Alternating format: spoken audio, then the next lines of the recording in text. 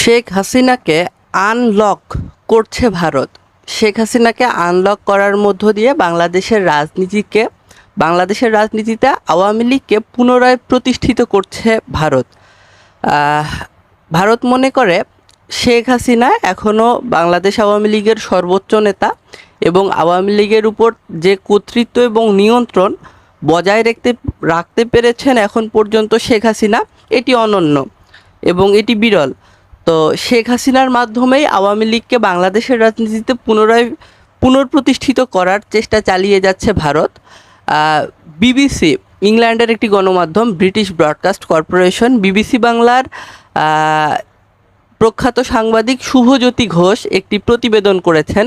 সেই প্রতিবেদনে বলা হয়েছে ভারত আবারও আওয়ামী লীগকে বাংলাদেশের রাজনীতিতে ফিরিয়ে আনার এবং শেখ হাসিনার বাংলাদেশে প্রত্যাবর্তনের লক্ষ্যে কাজ করছে এবং তারা তাদের কর্মকাণ্ডের অংশ হিসেবে শেখ হাসিনার লাগাম হ্রাস করেছেন, মানে হালকা করে দিয়েছেন।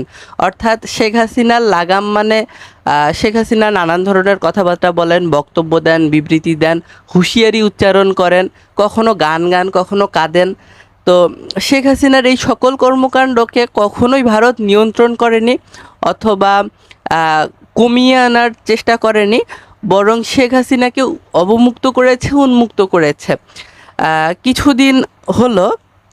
কিছুদিন আগে 3টা প্রভাবশালী আন্তর্জাতিক গণমাধ্যমে শেখ হাসিনা সাক্ষাৎকার দিয়েছেন এবং বাংলাদেশ আওয়ামী লীগের ভেরিফাইড ফেসবুক পেজে তিনি নিয়মিত লাইভে অংশ নিচ্ছেন, নেতাকর্মীদের সঙ্গে যোগাযোগ করছেন, বার্তা দিচ্ছেন, দিক নির্দেশনা দিচ্ছেন, বিভিন্ন ধরনের কর্মসূচি ঘোষণা করছেন।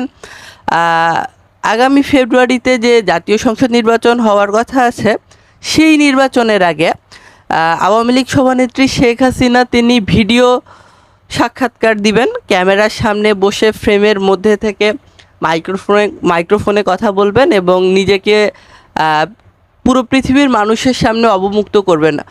বলে রাখা ভালো, 5 আগস্টের পর থেকে আমরা শেখ হাসিনার কণ্ঠ শুনতে পেরেছি, কিন্তু শেখ হাসিনার যে ছবি, মুখায়ব, মানে তাকে দৃশ্যমান আমরা দেখিনি।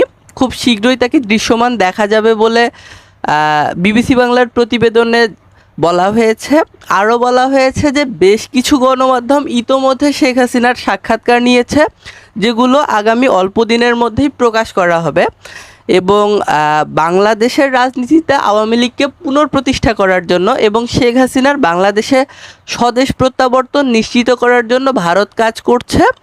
এরই অংশ হিসেবে ভারত আওয়ামী লীগকে আশ্রয় দিয়েছে, প্রশ্রয় দিয়েছে, পৃষ্ঠপোষকতা দিয়েছে, সাহায্য